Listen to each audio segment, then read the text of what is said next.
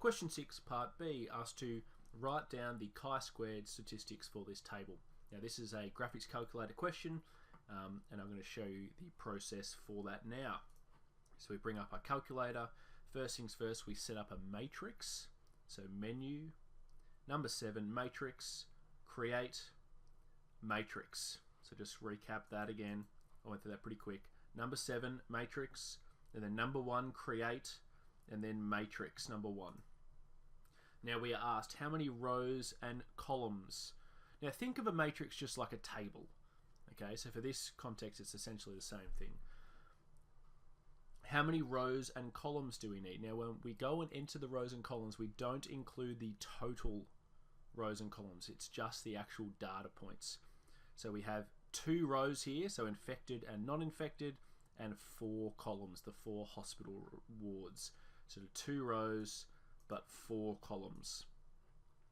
And then we go and input our data. So I'm going to start at the top left, 44, and then just simply enter these data points in. 27, 13, 16, and then down to the bottom left, 281, 303, 182, 134. And then I'm going to store this matrix as a letter. Now that's important for the next step after this, so we'll get to that. But to do that, see how above this var button there's a STO, store. So hit Control and then store, and we're just going to store it as letter A. Hit enter on that. Now what that means, if I go in now and just type in A and hit enter, A is equal to this matrix now. Anytime that I use A, whether I multiply it by something or use it in an equation, it is going to equal this matrix.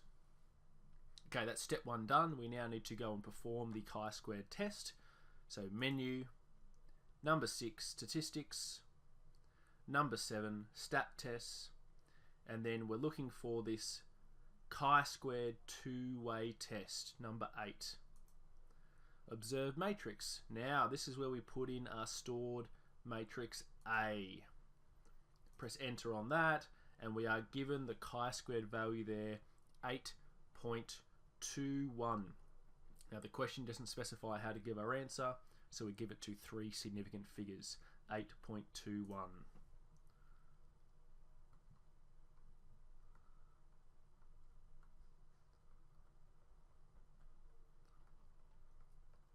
And that is the answer to part B, question 6.